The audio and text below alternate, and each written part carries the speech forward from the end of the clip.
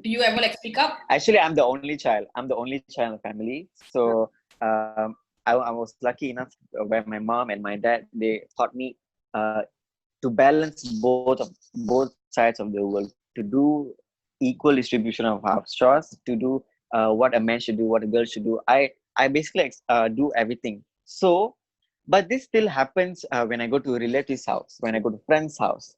So sometimes to speak up about it, it's kind of difficult because they are elders. When you speak up about it, you're disrespectful towards them. நம்மளோட work sheetலாம் அங்க வேலைக்கு ஆகாது.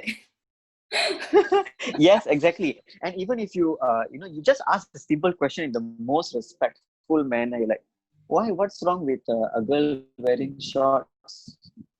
Especially when a man asks, hey, why are you wearing so short? Then when you ask back, what's wrong with the girl wearing shorts? So what's your problem? Gone. They will study, how can you ask such a question? It's such a disrespect. What your parents taught you? Where are your values? Still, the new generation is like this. These are the things that always happen in an Indian household. I think that such a question, right, I think was asked in my presence once, not by me. I don't think I have the guts to ask the kind of question in relative's house, but I think that kind of question was asked. And I think one of what the uncle said was, பாரு இந்த மாதிரி shorts போட்டுருக்கனால தான் பாரு அந்த டிவில நேத்து காட்டினா அந்த கேர்ள் வந்து ஜாகிங் போனா நல்ல ரேப் ஆயிட்டா பாரு அந்த ஷார்ட் போட்டுக்கிட்டு இருந்தனால தான் இந்த மாதிரி எல்லாம் நடக்குது. So that's what his reply was. Yeah, that is the mindset that we need to change. I mean, yes, it cannot be altered for the older generation, but we have to give them some insights. We need to teach them a little, in a most respectful manner.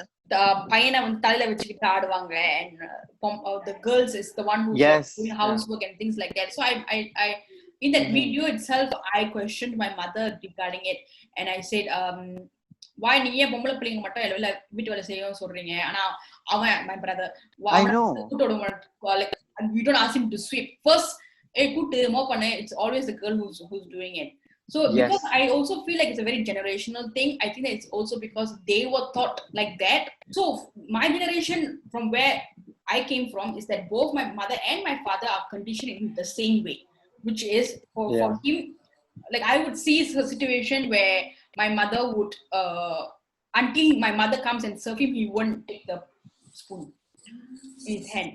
So it's like a very Tamil Padam kind of situation going on, and Vittuvala is always is always the girl. And I know, when I go into my relative's house, I see the same shit happening also. Let's all eat. Upon the situation varumbodhu, my auntie would tell, that means her sister would tell my mother that, hey, புருஷனுக்கு வந்து சாப்பாடு serve பண்ணு, like so it's conditioned. Till now the older sister tell my mother, go and serve your husband. So that's how it has been conditioned already. So you can see when they were growing up how they were conditioned by their mother, my grandmother, and that's how it has. So I think this is a generation where we are actually thinking about the changes, because in my generation it's still going on.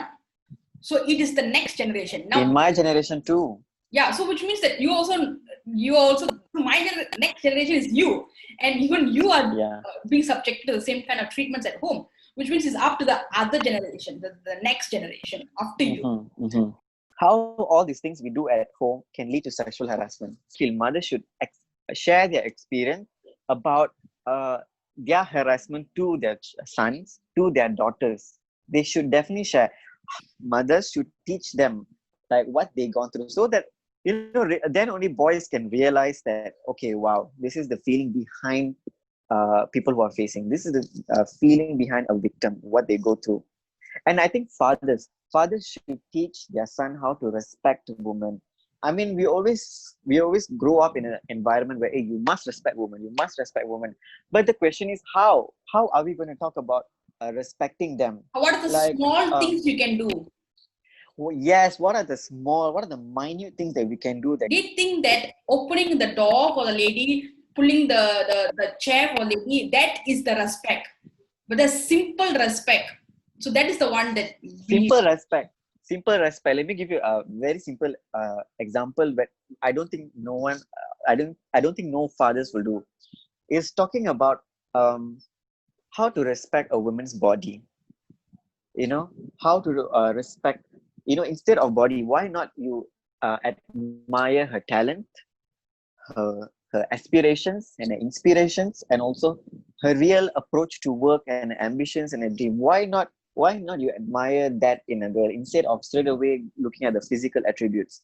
Even now, I'm stating you to this. There'll be in such comments, or my friends will message me, oh, why are you talking like a saint now? Why you so got do that before you so check out woman?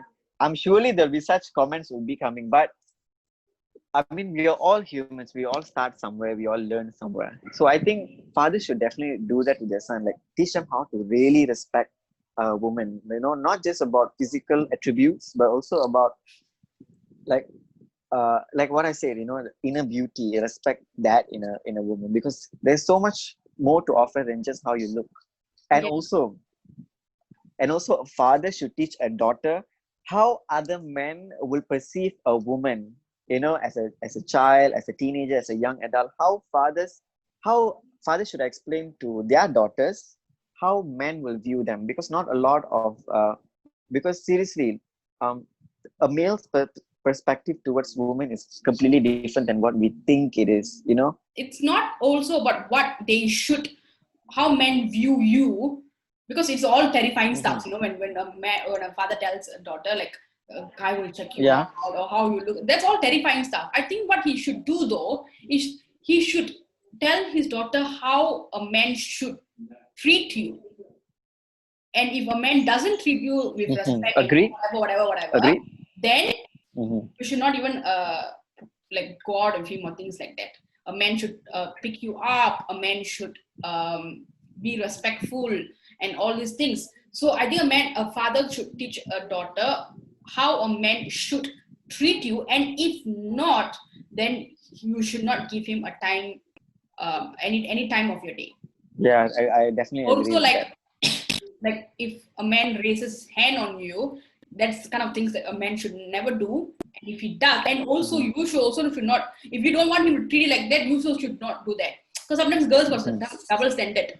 They will start like Yeah, pinky yeah. eyes all, and then they think it's being very cute. And then if the guy does that, it's like violence and whatever. So I've seen that also. So I Yeah, I think agree. double standard thing also should stop. And also coming back to what you are, what you asked me, which was how does the social inequality at home lead to sexual harassment? So Yeah. in Nirbaya's case, right, the men that Mm-hmm. raped her, gang raped her, right? One of them, when the journalist went to interview him in the prison, they asked him like, why did you think, because when they were all arrested, right, none of them thought what they Mm-hmm. did was bad. So when he was later interviewed, he told the journalist that there was nothing wrong with what I did. What that girl deserved it because she dressed like that. In my home, Yeah. when I was growing up, my mother told me that girls cannot dress like that, and if girls dress Yes, like that, exactly. they're sluts. Curse them, like if a girl dress like that, this is how she is, and she should be treated like that. Why should we? If a girl wears sari and salwar kameez, then she is a good girl. She wear tupata, Yeah. then she's a good girl. So this was what was taught to him by his mother. Mm-hmm. So it was ingrained in him. So as he grew up, any girl that he saw wearing jeans, shorts, t-shirts, with her hair down, with no tupata, he immediately perceived her as a slut. So when Mm-hmm. he went and gang raped her, till that moment when he's in the prison sitting there, he feels like what he did was okay. What he did was right. Why are people getting so Yeah. worked out about it? So that is how what we teach our boys. How we so every time Yeah. when a girl is stepping out and we tell her to wear her dupatta, or when we tell her don't do this or do that, we are also putting the thought into the boy's mind that Yes, girls exactly. I wanted to say girls this earlier. girls who come from decent family will not behave like that. So that's what you're putting into the guy's mind, the boy's, the brother's mind as well. Remember this movie Pink, where the guy comes to defend himself, and he says that Amitabh Bachchan will show the pictures of his sister drinking alcohol. Mm-hmm. And then he said, no, the ladies in my family are very decent. They don't do all this. But this kind of girls who drink, go to concerts at night and accept invitation to go out with, hang out with boys, they are asking for it. What? So it's perceived in his mind and at home, home basis. This is how a decent girl looks like. This is how an indecent girl looks like. So if this girl is considered indecent, then I can do whatever the hell I want with her. Long time ago, I saw a video.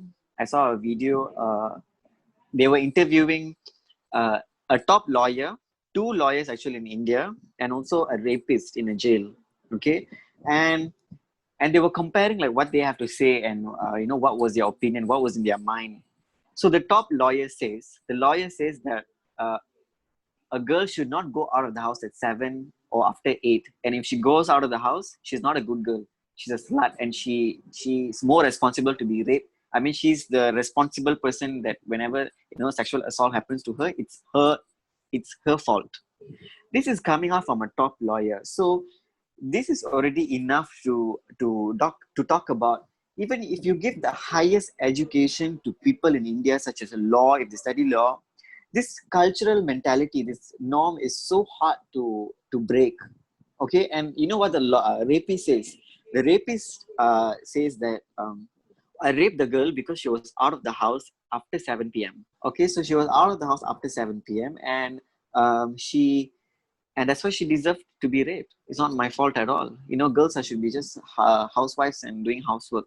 I mean, look at the mindset of a rapist and a lawyer. Yeah. So, do you think the education can really change the world? I mean, yes, it can. We are looking at it now, but to really break that mindset, that stereotype, it's going to take a very, very long time. It's going to take a very long time, but I wouldn't put anything past social media. I think social media is an explosion. I think that the world was not prepared. Whenever these patriarchic doctrines were created back then, they were not prepared for such a thing called social media. So I think that right now, social media, I think it's easier to educate people. And also now with social media, and also back to our first point was cancel culture, is that cancel culture, more people are aware of what's coming out of their mind. So, and because now we see every day there's a video of someone saying something racist or whatever, and then he immediately next day is fired, even if he's the CEO. Yeah, it happened. It just happened in Malaysia a few days ago. Really, what happened? Did you see what happened in the parliament in Malaysia? Oh yeah, yes. The guy says, that one. So dark can't see. Put some powder. Yeah, and that's such an ignorant and such a I don't know how to describe that. So and it happens in my country, the parliament of my country. Just imagine. With social media, as more people start talking about it, more people in other internationally start talking about it. I don't think situations like how we would have dealt with it, like if it's like something that happened in India, it would have stayed in India. If it happened in Malaysia, it would have stayed in Malaysia. Now this, whatever happened in Parliament 2 days ago, I saw it in Singapore. I commented about it. I talked about it on my Instagram. And I'm sure that other people in other countries also caught up with it and they talked about it as well. Now they cannot just like, okay, forget about it or whatever. There's consequences. I think that people are learning that there's consequences to their words. There was just recently a video came where this tech CEO, he was telling the Asian people like something about you're Asian, fuck you, or whatever, but basically racist slurs against them. And it was recorded on tape. And 2 days later, he issued an apology, and which was not accepted, because nowadays it's like, no matter how drunk that guy was, he truly meant it. I think that you can really look in his eyes and see that he truly meant what he said. So the apology was more of like, oh, I'm so sorry that I got caught. Not I'm sorry because I truly regret my words, And then he stepped down from his company as the CEO. So I don't think anyone in the world can expect this. So I feel like now everything, there's a court, there's a Supreme Court, whatever, who give judgments and everything. But now the judgment is in the public's eye. And social media is the public court right now. And that's why I feel like, and also there's always a bad thing to it as well. People are so quick to judge without knowing the full story. So I think now that with social media, there's a high chance of changing the whatever that has been written down as this is the rules for the guys, this is the rules for Yes. the girls. Yeah. So I think there's a huge chance of things changing forward. Okay, so what do you think that we can finally do at home? You know, how are we going to raise the new generation children at home? What do you think the parents should be doing? Like, I think that, I think in the new generation, I think that nowadays, I think girls, even in dating apps or going out with a guy, marrying a guy, I don't think girls are marrying anyone who they don't fit. Like last time when we dated guys and we married people, like we would marry someone that we liked, we are in love with.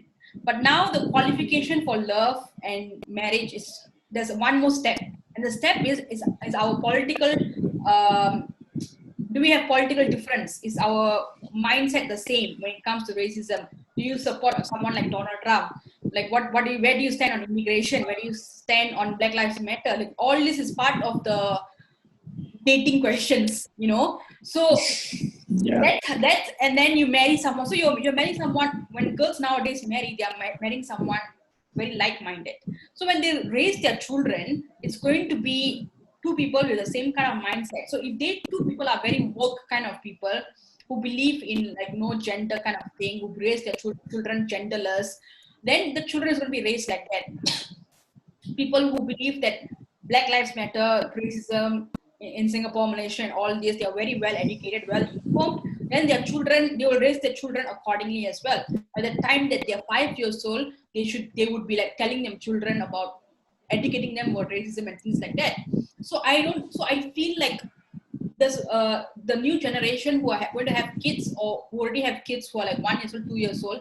The way that they raise their children is going to be uh, much different the way that we were raised. We were raised to you go out and you find out for yourself, you discover for yourself. But now I feel like the parents are more of like they will teach you like what is the right thing to do, what's the wrong thing to do. And plus nowadays children by the age of 10 years old they have a phone in their hands. So it's they are yeah, connected to Instagram, they're connected to Facebook and what's happening in the world. Like my niece is like 11 years old and she knows a BTS song, and I don't even know a BTS song. So it is like she's more in tune to Korean K-pop stuffs all. So what they are exposed to children moving forward is a like I think that, but also bad thing is that children are no longer going to be just children anymore. I think they're just they remember the time that we didn't have phone in our hands, laptops, computers, and our only form of entertainment is just running and playing hide and seek. But yeah. now you tell a child you want to go to the playground or you want to watch YouTube, they're like, "Hello, I don't want to sweat. I'll be in my room watching YouTube." That is what children are doing nowadays. So I think that Yeah. the going forward, the children are going to be raised very differently. What I feel that what we should be teaching the new generation is, like I said earlier, like a comprehensive, especially, to overcome these kind of issues, this kind of sexual harassment, this kind of love related issues, like our dressings, our cultural norms. So I think it's a very important thing that we really implement a comprehensive sex education since young itself. For example, we teach them what's a good touch, bad touch, not only for girls but also for boys. Like, you shouldn't be touching like this, you shouldn't be doing like this, and also tell to a child how important a body ownership is. Like, when someone touches you like this, you must do something about it. Don't just allow them to touch you. So I mean, a lot of people are doing this now, but then uh, there's still a lot of work to be done. Yeah. And for like I said earlier, like, the mothers, what mothers should do, what fathers should do, and that's all the things that we need to do. And then, since young itself, when a boy or a girl is born, you're immediately segregating them. Okay, boys, you need to work, you need to grow as a boy, and girl, you need to grow as a girl. Like, girl, okay, you need to act a certain way, you need to have a certain skills like cooking, like this one. But a boy, okay, you need to you grow up in that kind of environment. Boy, you need to you need to be very strong, you need to be very rough, you shouldn't be sensitive. But I think that is what is wrong. We need to teach them how to empathize certain things, how to be more sensitive to the worldly issues that we have. And we need to teach the girl. We always put down the girl whenever a girl is born. In India they will say பொண்ணு பிறந்துட்டா காசு செலவு வந்துருச்சுன்னு சொல்லுவாங்க. They will tell that, right? All that lines. We need to break that. We really need to break that. When a girl is born, we should not diminish her power. We should not take away her value. We need to grow them as equal-headed adults. Like I said, teach the boys a little bit more amount sensitivity. Empathize on emotional, have a good emotional intelligence. And girls should don't immediately go teach her, okay, girl, you cannot wear this, you cannot wear this size, you cannot show too much skin. I mean, look at our society now. We all grow up in a way where if a guy has a lot of sex, and if he's an alpha male, if he sleeps more than 10 girls, he's a stud. But then when a girl does something like this, or show a little bit amount of skin, she's a slut. This is the entire thing that we need to break this jargon. Yeah. So that is what I feel about growing up in this family system. Family is very important. Growth of a mindset of a child. Definitely. And thank you so much for giving me this opportunity. It's like one tick off my dream list to have a just talk with you. So yeah, we should definitely collaborate soon. I have a lot more to talk about. Okay, sure. So, yeah. Okay. Thank you. Bye. Okay, bye.